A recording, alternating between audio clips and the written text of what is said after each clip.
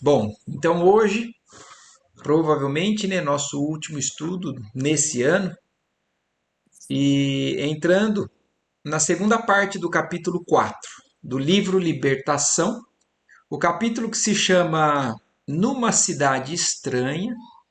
A gente estava acompanhando, né, o Gúbio, o Eloy, o André Luiz entrando nessa cidade e em zonas muito baixas do mundo espiritual, né? Então é uma cidade composta de entidades ainda muito atrasadas, ignorantes e até muitas vezes voltadas ao mal verdadeiramente.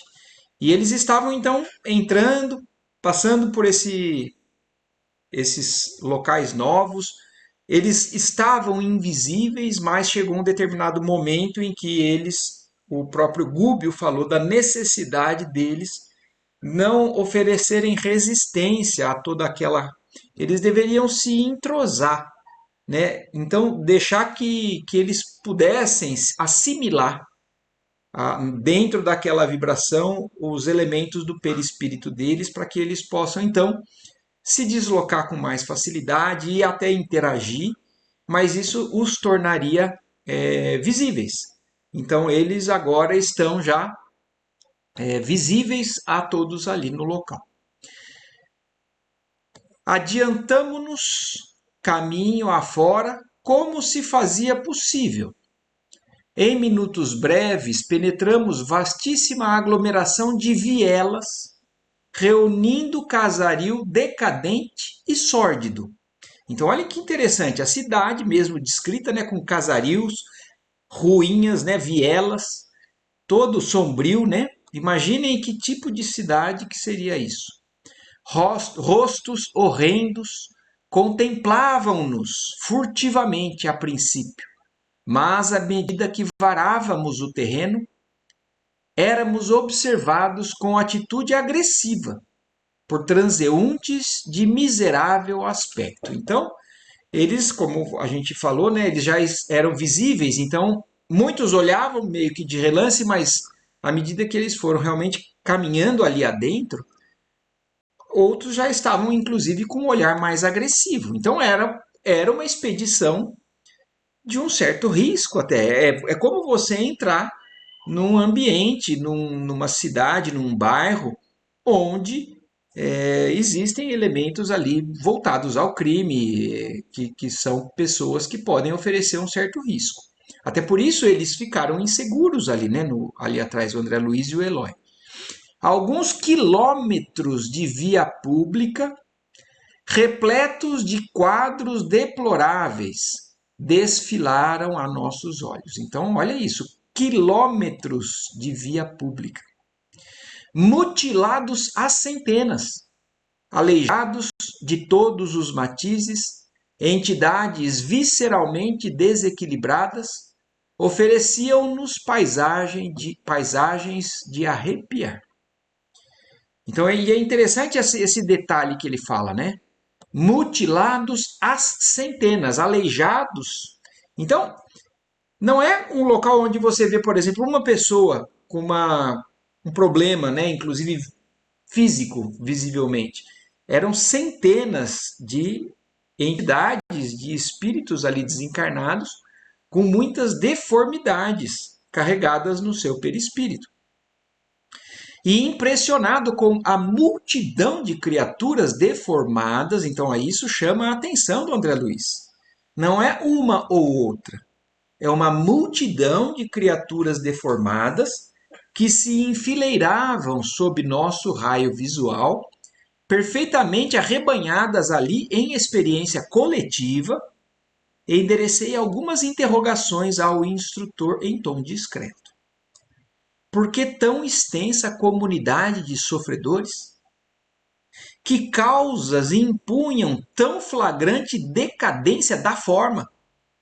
Então, por que tanta gente deformada junto? É essa a questão, a dúvida do André Luiz. E paciente, o orientador não se fez demorado na resposta.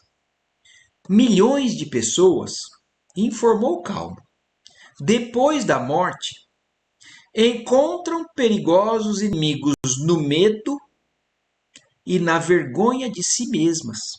Olha que interessante.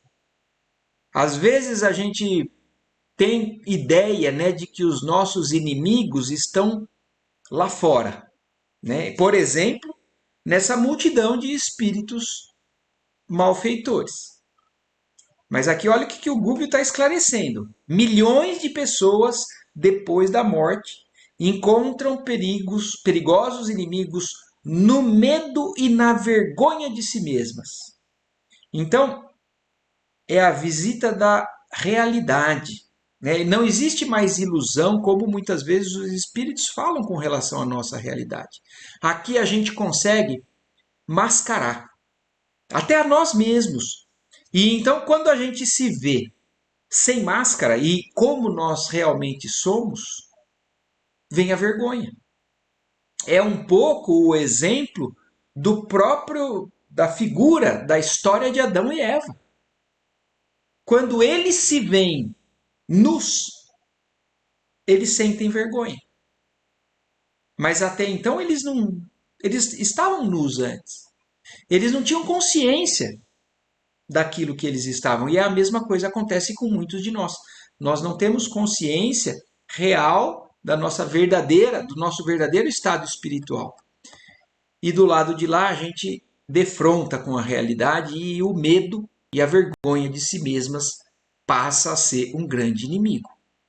Nada se perde, André, no círculo de nossas ações, palavras e pensamentos. Olha isso, tudo o que a gente faz, o que a gente fala e o que a gente pensa não se perde. O registro de nossa vida opera-se em duas fases distintas. Perseverando no exterior através dos efeitos de nossa atuação em criaturas, situações e coisas. Então, olha isso. O registro da nossa vida.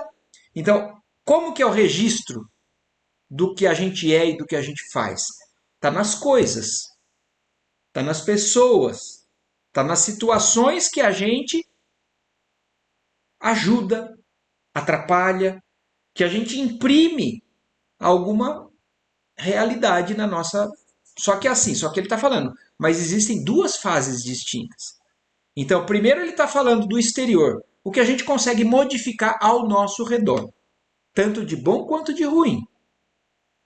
E aí ele fala, e a outra fase, e persistindo em nós mesmos, nos arquivos da própria consciência, que recolhe matematicamente todos os resultados de nosso esforço no bem ou no mal ao interior dela própria.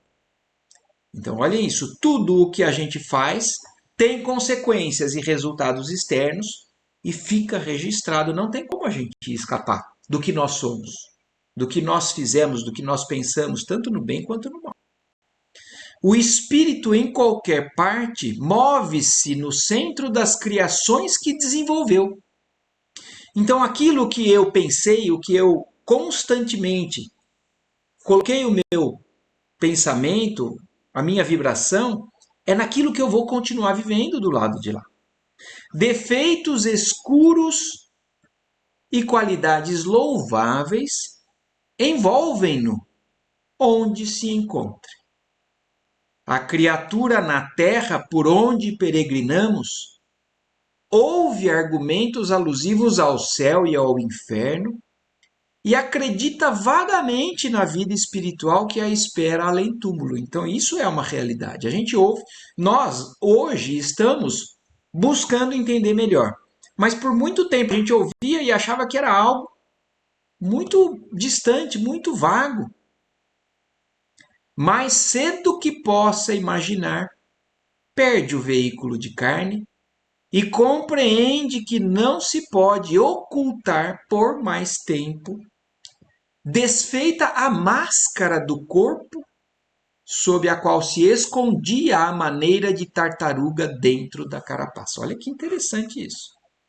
Então nós ficaremos totalmente descobertos com relação a tudo o que nós somos, fazemos, pensamos, vibramos. Então é como se a gente se sentisse nu do lado de lá.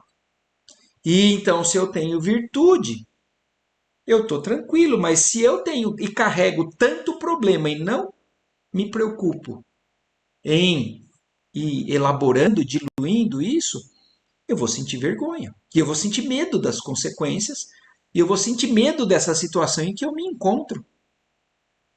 Sente-se tal qual é a receia, e receia a presença dos filhos da luz, cujos dons de penetração lhe identificariam de pronto as mazelas indesejáveis. Então, por que que Adão e Eva sentiram vergonha e se esconderam de Deus? É isso. Eles agora têm conhecimento do bem e do mal que carregam, mas agora enxergam muito mais ainda, né, o que carregam de errado, de ruim, e por isso fogem das criaturas da luz, porque sabem que vão ser identificadas de pronto. E então procuram, na maioria, se reunir àqueles que são iguais a eles mesmos. O perispírito para a mente é uma cápsula mais delicada, mais suscetível de refletir-lhe a glória ou a viciação, em virtude dos tecidos rarefeitos de que se constitui. Então, essa cápsula, né, o perispírito, ele imprime a nossa realidade. Em razão disso, as almas decaídas, num impulso de revolta contra os deveres que nos competem a cada um, nos serviços de sublimação, aliam-se umas às outras através de organizações em que exteriorizam. Então, é algo natural dessa fuga, né? Então, para que não se sintam menores, eles procuram aqueles que estão nas mesmas condições e por isso uma aglomeração tão grande de espíritos tão defeituosos. Então, se reúnem, né, se aliam umas às outras, tanto quanto possível, os lamentáveis pendores que lhes são peculiares, não obstante ferretoadas pelo aguilhão das inteligências vigorosas e cruéis, mesmo que eles estejam ali submetidos, né, a esses espíritos mais dominadores e que impõem, inclusive, certas punições e tudo mais a eles, eles pelo menos se sentem melhor ali do que buscando ainda, né, nessa fase ainda triste da jornada deles. Então eles se sentem pelo menos fazendo parte daquele grupo. Mas interferir, não há recursos de soerguer semelhantes comunidades?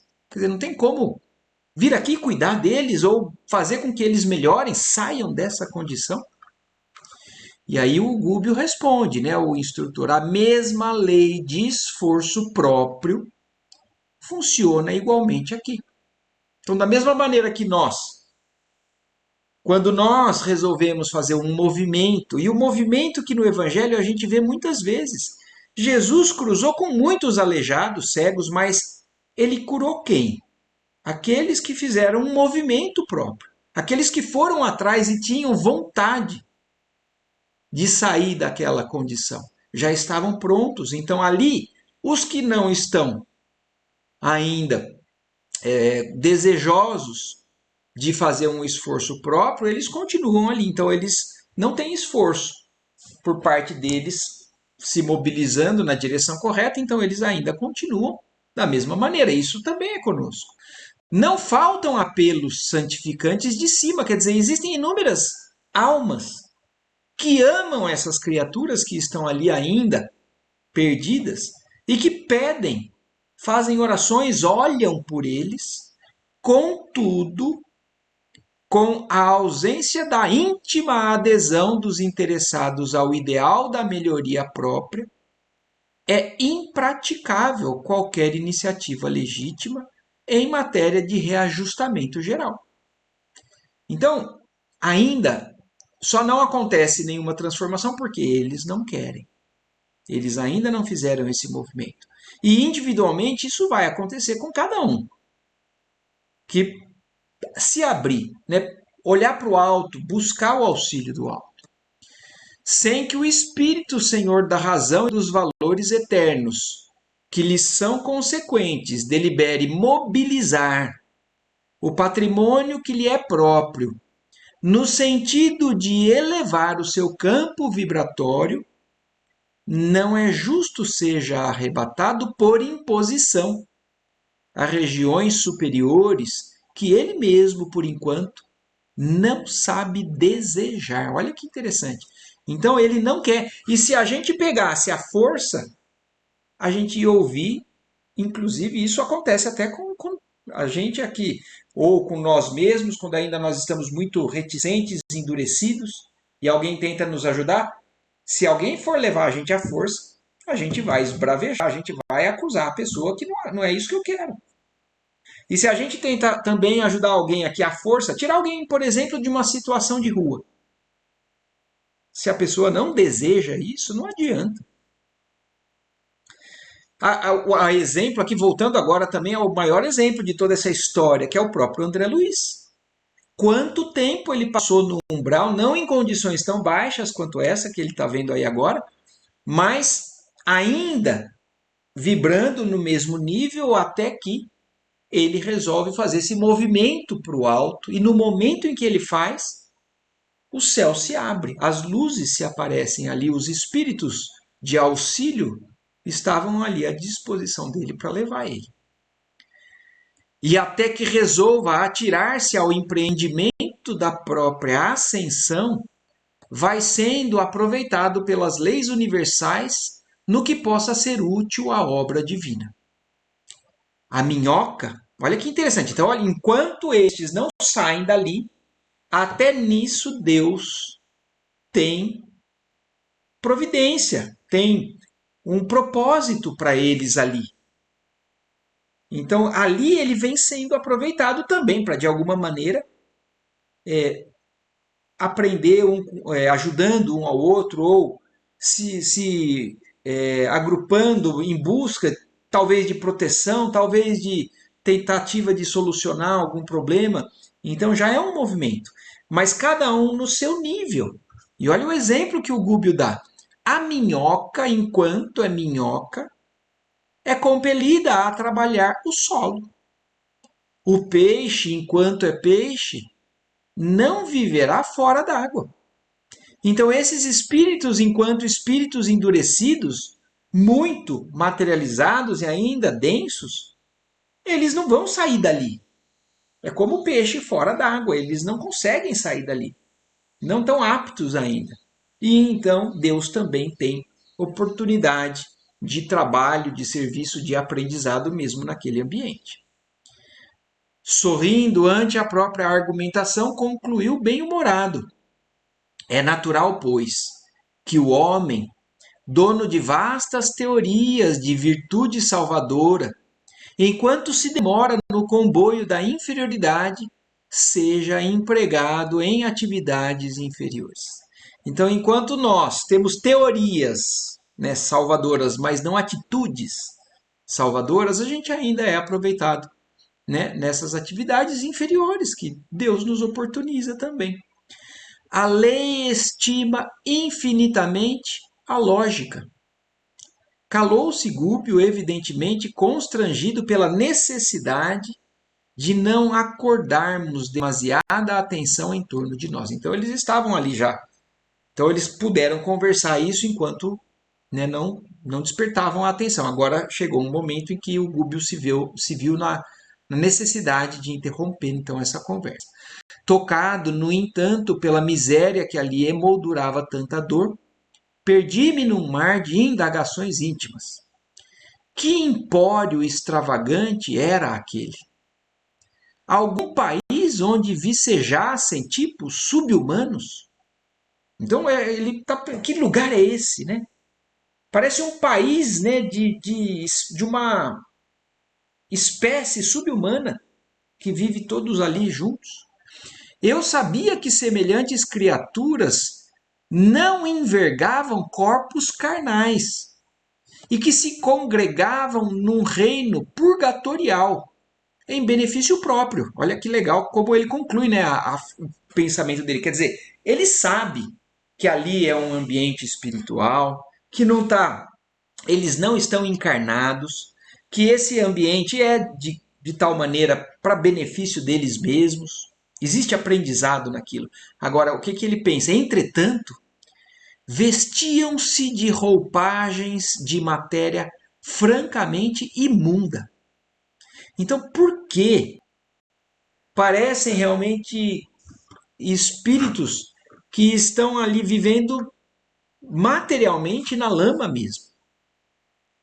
Lombroso e Freud, né, encontrariam aí extenso material de observação. Incontáveis tipos que interessariam de perto a criminologia e a psicanálise vagueavam absortos sem rumo. Exemplares inúmeros de pigmeus, cuja natureza em si ainda não posso precisar. Olha que interessante também. Imaginem que cena que é essa, né?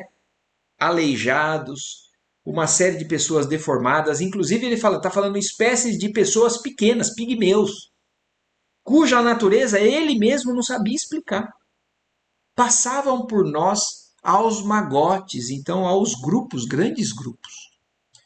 Plantas exóticas, desagradáveis ao nosso olhar, ali proliferam. E animais em cópia abundante, embora monstruosos, se movimentavam a esmo, dando-me a ideia de seres acabrunhados que pesada mão transformara em duendes. Becos e despenhadeiros escuros se multiplicavam em derredor, acentuando-nos o angustioso assombro. É um quadro, cada um de nós, né, eu imagino, faz já uma ideia tão triste desse lugar, né? E se um dia, né, o cinema brasileiro, como vem fazendo, né, puder materializar para nós, né, em cenas visuais, vai ser algo chocante, com certeza. Após a travessia de vastíssima área, não sopitei as interrogações que me escapavam do cérebro. O instrutor, todavia, esclareceu discreto. Guarda as perguntas intempestivas no momento. Estamos numa colônia purgatorial de vasta expressão. Quem não cumpre aqui dolorosa penitência regenerativa pode ser considerado inteligência subhumana. Olha isso, então ali existem níveis de inteligência abaixo do que a gente se encontra, do que a gente se classifica como espécie, né, humana. Então existem espíritos ali, humanos, mas em condições muito baixas, né, cumprindo dolorosa penitência que é de regeneração, não é de punição eterna, mas outros seres de níveis ainda subhumanos também ali estavam misturados a eles. Milhares de criaturas utilizadas nos serviços mais rudes da natureza movimentavam-se nestes sítios em posição infraterrestre. A ignorância, por ora, não lhes confere a glória da responsabilidade. Então, olha isso, seres que não se encontram já de posse da responsabilidade porque não têm consciência das escolhas feitas, da utilização da inteligência. Então, são seres abaixo realmente da nossa classificação. E nós já temos consciência, nós já temos, além da intelectualidade desenvolvida, nós temos senso moral. E isso nos confere responsabilidade sobre os nossos atos. Ali estavam misturados seres dos dois tipos. Em desenvolvimento de tendências dignas, candidatam-se à humanidade que conhecemos na crosta. Olhem aqui, aqui tem uma chave que é difícil de entender, inclusive no livro dos Espíritos. É um ponto ainda que nós ainda não temos muito esclarecido, mas a evolução do princípio inteligente passa por todos os reinos da natureza, e aqui parece que mostra algum elemento que está nessa fase de transição, candidatando-se à humanidade. espíritos, seres inteligentes, ainda subhumanos, mas que podem já talvez iniciar uma jornada na forma humanoide.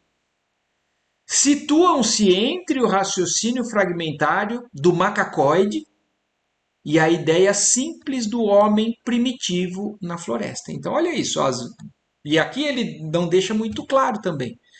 Parece um ser mais próximo do macaco ou mais próximo do homem de Neandertal, por exemplo, das nossas espécies, né, ali atrás. Afeiçoam-se a personalidades encarnadas ou obedecem cegamente aos espíritos prepotentes que dominam em paisagens como esta.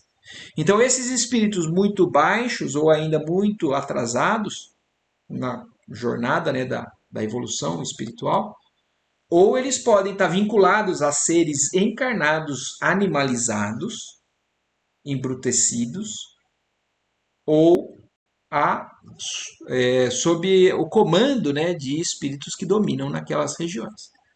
Guardam, enfim, a ingenuidade do selvagem e a fidelidade do cão. Olha que interessante isso.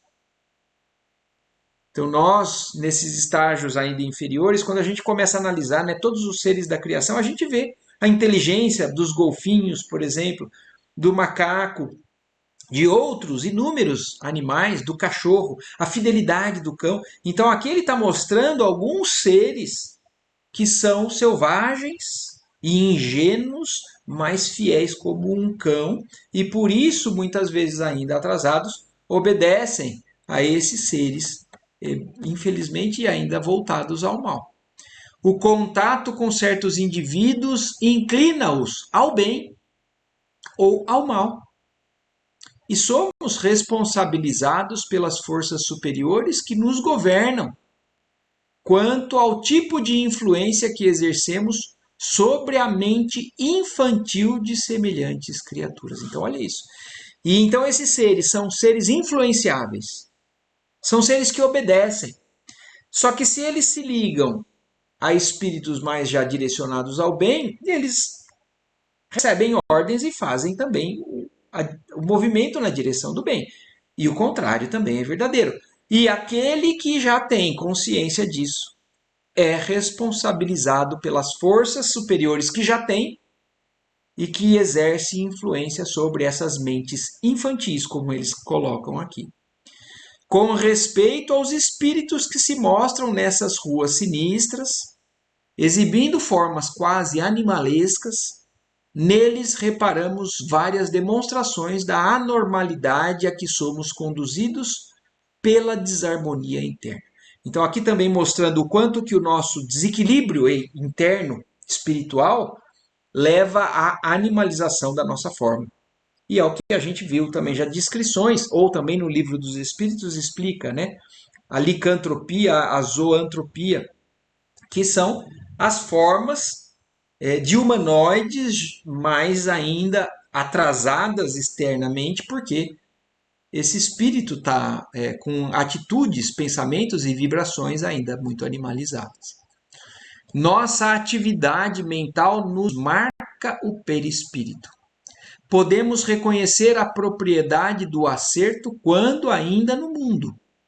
O glutão começa a adquirir aspecto deprimente no corpo em que habita.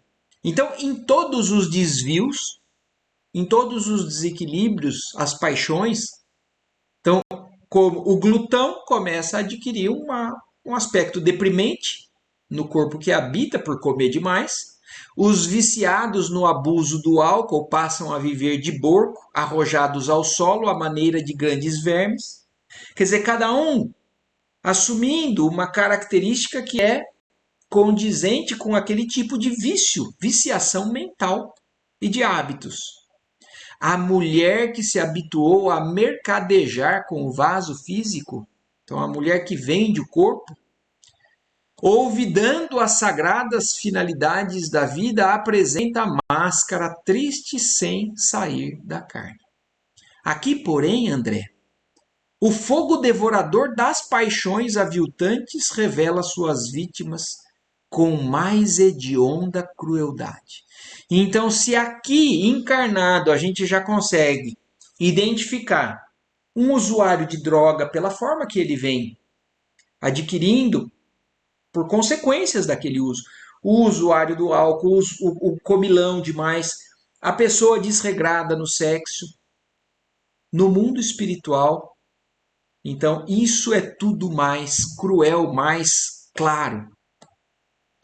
Certo, porque eu refletisse no problema de assistência, o orientador aduziu. Quer dizer, o André Luiz ouvindo tudo isso, ainda pensando em como ajudar. E aí o Gúbio, entendendo, né, o pensamento dele, responde: é impraticável a enfermagem individual e sistemática numa cidade em que se amontoam milhares de alienados e doentes. Um médico do mundo surpreenderia aqui as centenas. Casos de amnésia, de psicastenia, de loucura, através de neuroses complexas, alcançando a conclusão de que toda a patogenia permanece radicada aos ascendentes de ordem mental. Quem cura nestes lugares há de ser o tempo. Olha aqui que interessante. Então não é que eles não tenham cura, mas o cuidado efetivo ali, localizado e atuando para ver uma resposta imediata, é que é inviável num local como esse. Agora, existe cura para eles? Sim, também.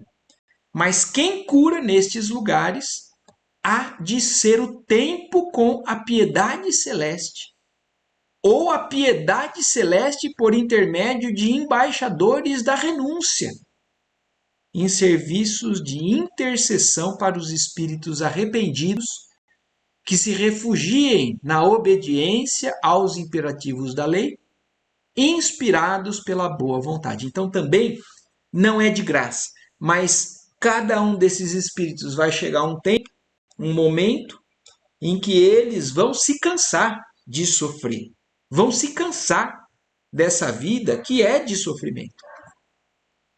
E por o tempo e a piedade celeste, ou a piedade celeste se valendo de espíritos abnegados que renunciam e vão ali direto ali, conseguem interceder nesses espíritos arrependidos. Então existe sempre a necessidade de um movimento, de uma brecha que cada um tem que dar para poder ser socorrido. Então, que sejam obedientes aos imperativos da lei, inspirados pela boa vontade. Enquanto não houver boa vontade, eles vão continuar sofrendo nesses ambientes. Alguns transeuntes repulsivos ombrearam conosco, e Gúbio considerou prudente silenciar. Quer dizer, fizeram contato físico, talvez para provocar, e o Gúbio considerou prudente silenciar, não enfrentar. Notei a existência de algumas organizações de serviço que nos pareceriam na esfera carnal ingênuas e infantis, reconhecendo que a ociosidade era ali a nota dominante. E por que não visse crianças? Exceção feita das raças de anões, cuja existência percebia sem distinguir os pais dos filhos, arrisquei de novo uma indagação em voz baixa. Respondeu o instrutor atencioso. Para os homens da terra, propriamente considerados, este plano é quase infernal. Se a compaixão humana separa crianças dos criminosos definidos, que dizer do carinho com que a compaixão celestial vela pelos infantes? Quer dizer, então ali também a providência divina separa as crianças desses ambientes muito.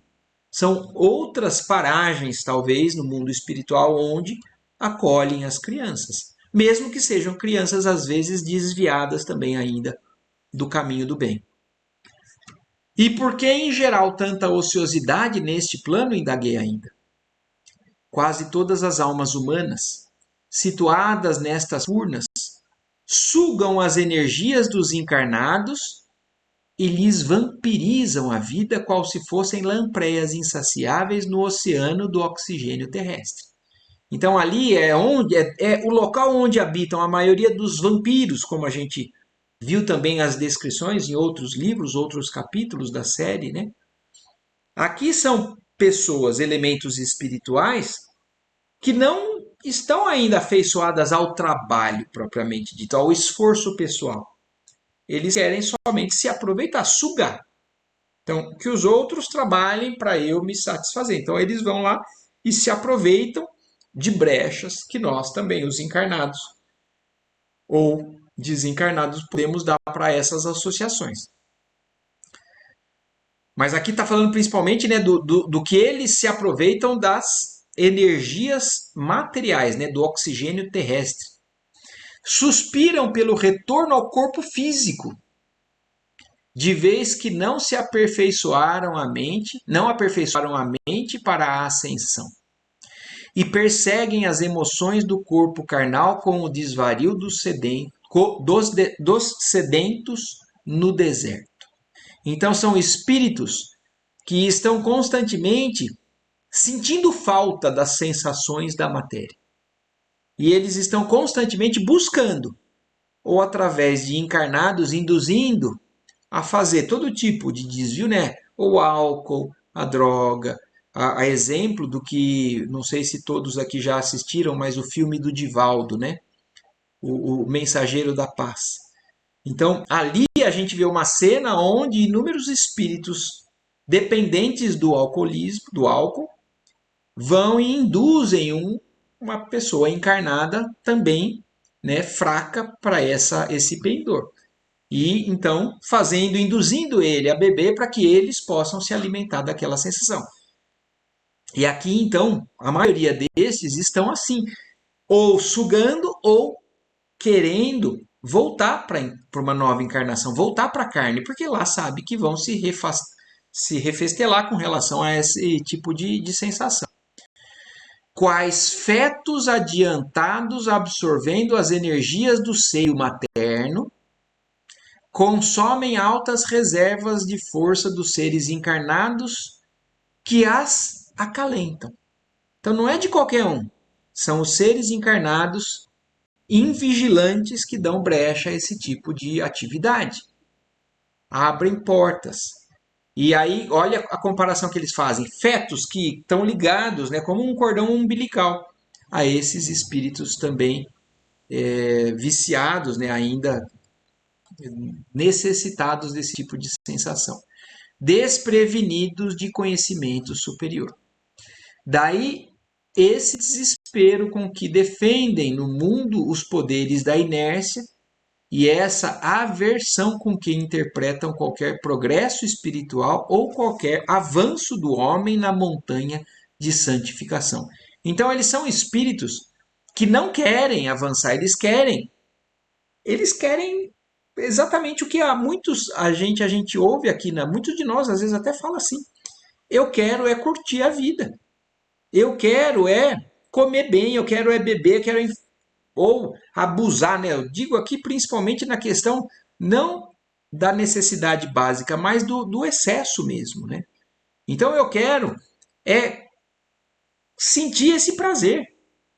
Eu não quero sublimar, não quero sair, porque não consegue enxergar uma felicidade maior do que aquela que eles se encontram na bebida, na comida, no sexo, na droga, seja lá o que for a sua dependência. No fundo, as bases econômicas de toda essa gente residem ainda na esfera dos homens comuns. E por isso preservam apaixonadamente o sistema de furto psíquico dentro do qual se sustentam, junto às comunidades da Terra. Então, é sob essa influência que muitas vezes nós estamos aqui, né, submetidos.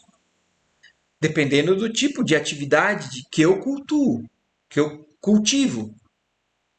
A essa altura, então eles andando, conversando, atravessando quilômetros nessa cidade ali, né, nesse submundo.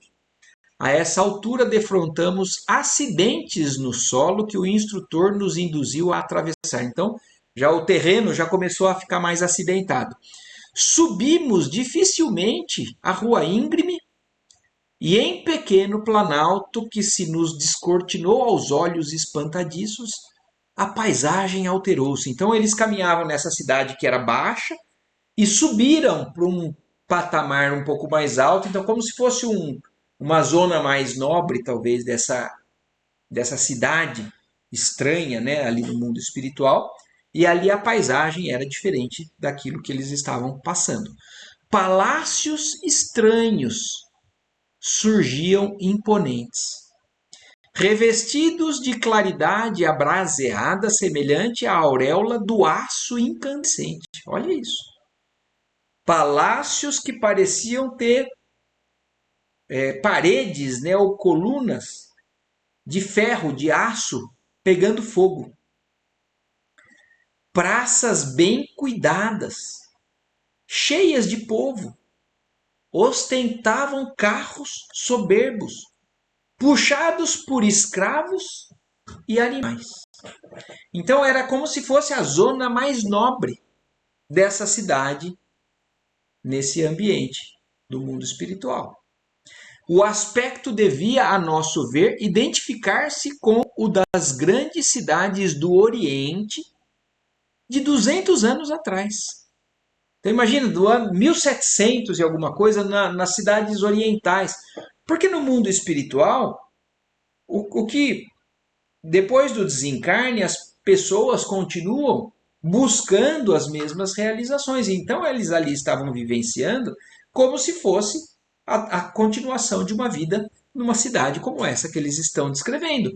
Liteiras e carruagens transportavam personalidades humanas, trajadas de modo surpreendente, em que o escarlate exercia domínio. Então, olha só, a cor predominante era o vermelho, o escarlate, acentuando a dureza dos rostos que emergiam de singulares indumentos. Respeitável edifício destacava-se diante de uma fortaleza. Então, olha isso. Além desses palácios, essas praças, essas carruagens, com esses seres desse nível, né? Infernal mesmo.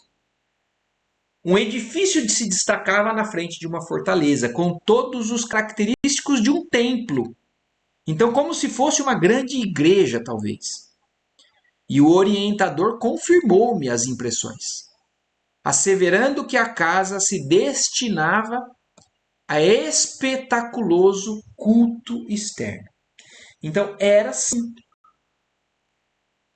um templo religioso onde ali dentro os espíritos, nesse nível muito baixo, se dedicavam ao culto externo. Então, é claro que não era algo muito interno de elevação, porque senão eles não estavam ali, mas eram cultos que só tinham valor externamente. Enquanto nos movimentávamos, admirando o suntuoso casario em contraste chocante com o vasto reino de miséria que atravessáramos, alguém nos interpelou descortês. Que fazem? Então, olhem isso. Então, eles estavam chocados com o tanto de miséria que viram até então e com esse local de um contraste muito grande, a exemplo do que a gente vive aqui no mundo encarnado. Locais de construções maravilhosas, suntuosas e ao redor muita pobreza. E alguém ali então interpelou eles de uma atitude meio grosseira, né? Que fazem? Era um homem alto, de nariz adunco e olhos felinos, com todas as maneiras do policial desrespeitoso a identificar-nos. Então, como se fosse um policial do local que identificou eles e falou assim: vou ver o que esses aqui estão querendo aqui. E aí, Gúbio responde, né? Procuramos o sacerdote Gregório, a quem estamos recomendados, esclareceu Gúbio humilde.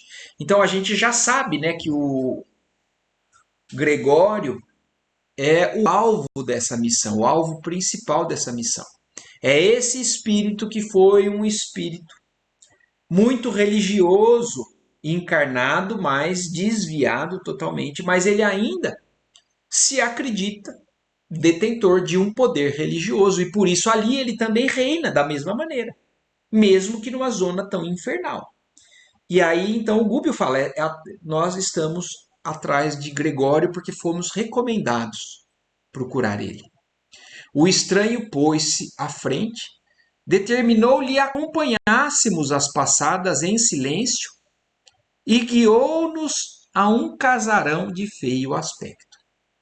É aqui, disse em tom seco, e após apresentar-nos a um homem maduro, envolvido em longa e complicada túnica, retirou-se. Então esse policial, né, entre aspas, levou ele até esse homem, né, com uma túnica comprida, né, e toda complicada, como eles falam. Ele entregou então a caravana ali do Gúbio e dos outros dois e saiu. Gregório não nos recebeu hospitaleiramente. Então, olha isso, já levou eles a esse casarão aonde o Gregório habitava, se encontrava. E então Gregório não respondeu, não recebeu eles hospitaleiramente, como é de se imaginar num ambiente como esse. Fitou em Gúbio os olhos desconfiados de fera surpreendida e interrogou: Vieram da crosta? Há muito tempo? Sim, respondeu nosso instrutor, e temos necessidade de auxílio. Então, olha isso. Olha que interessante também. O tom que o Gúbio fala sempre respeitoso, nunca impondo, e olha isso, ele está pedindo auxílio ao Gregório. Porque se ele fosse para o Gregório e falar assim, eu vim aqui te ajudar, o Gregório, no orgulho dele, né, já ia de cara despachar. Então, humildemente, estamos aqui em necessidade de auxílio. E aí o Gregório fala, já foram examinados? Não, respondeu o Gúbio. E quem nos enviou? Quem enviou vocês, né? Inquiriu o sacerdote, sob visível perturbação. Certa mensageira de nome Matilde. Então, Matilde é um nome talvez familiar para o Gregório, mas lembrem-se, ele está nesse local, nessa condição há mais de 700 anos. O anfitrião estremeceu, mas observou implacável. Não sei quem seja. Todavia podem entrar. Tenho serviços nos mistérios e não posso ouvi-los agora. Quer dizer, o sacerdote Gregório tinha os compromissos religiosos dele e não vai poder ouvir agora, mas falou para que eles entrassem. Amanhã, porém, ao anoitecer, serão levados aos setores de seleção antes de admitidos ao meu serviço. Quer dizer, vocês vão passar por uma triagem, mas amanhã à noite vocês vão passar por ela e depois, quem sabe, né, ele na pompa dele, vão ser colocados ali ao meu serviço. Nem mais uma palavra. Entregues a um servidor de fisionomia desagradável, demandamos porão escuro e confesso que acompanhei Gúbio e Eloy de alma conturbada por receio absorvente e indefinível. Então o André Luiz e o Eloy, sinceramente, né, o André Luiz falando, né, ele estava com medo, com receio, que ele não conseguia descrever. Imaginem onde eles estão, tudo ao redor, tudo é, na verdade, uma ameaça. E eles foram admitidos num lugar onde talvez pudessem prendê-los, fazer o que quisesse com eles ali, né? É claro que existe, né, a ascensão espiritual, a desmaterialização talvez, mas eu acho que é natural que eles se sintam, o André Luiz, pelo menos como ele descreve, se sentiu extremamente, né, receoso do que poderia acontecer. Mas o fato é que eles então chegaram na presença do Gregório e foram então admitidos, foram colocados ali para depois serem interagirem melhor com o Gregório, como era a missão que eles ali estavam. E aqui a gente encerra então esse capítulo, né, que é o capítulo 4, numa cidade estranha. E aí na próxima vez que nós então vamos nos reunir aqui, nós vamos entrar aqui no quinto capítulo, operações seletivas. É essa operação que ele falou, o Gregório falou, nós vamos colocar vocês num um ambiente de seleção para depois serem triados e ver se vocês podem ou para onde vocês têm que ir para continuar ali o que eles têm para fazer. Certo? Perfeito. Muito interessante, né? Muita coisa. Ô, Marco, você imagina você entrar naquelas comunidades lá do Rio de Janeiro, onde é totalmente direcionada pelo mal, aqueles bandidos, aquelas facções, e você chegar lá e querer dar a ordem de fazer alguma coisa. Você vai Exatamente. para a glória da mesma hora. Então você tem que fazer o que eles fizeram. Ser humilde e falar que está ali para ser ajudado, para poder Sim. entrar no meio e tentar fazer alguma coisa. E É tem que ter um exatamente isso preparo, aí. né, pai? Para É, estar ali. Como o próprio Gúbio falou. é, Vocês estão admitidos aqui comigo porque você já tem condições. é. Então, algum tipo de equilíbrio, o que o Gúbio falar, eles talvez vão executar com uma Sim, certa categoria, né? pegar a Então, experiência vou dele. colocar em risco. É, Mas não é simples, imagina. É realmente como uma comparação como essa mesmo. é. Você mesmo já comentou algumas vezes aqui, aproveitando essas coisas, ia com o padre para pegar esse pessoal de rua, uma coisa ou outra, eles não queriam sair daquilo lá, não queriam ser Al- ajudados. Alguns Então, não estão é, prontos e tem que se respeitar, porque não adianta com não relação adianta. a isso. É, Enquanto não abrir a porta, não adianta. exatamente. É o livre-arbítrio, É, perfeito. certo? Certinho. Maravilha. Então, agradecidos aqui, né, mais uma vez pela oportunidade juntos, pelo tempo que nós tivemos nesse ano.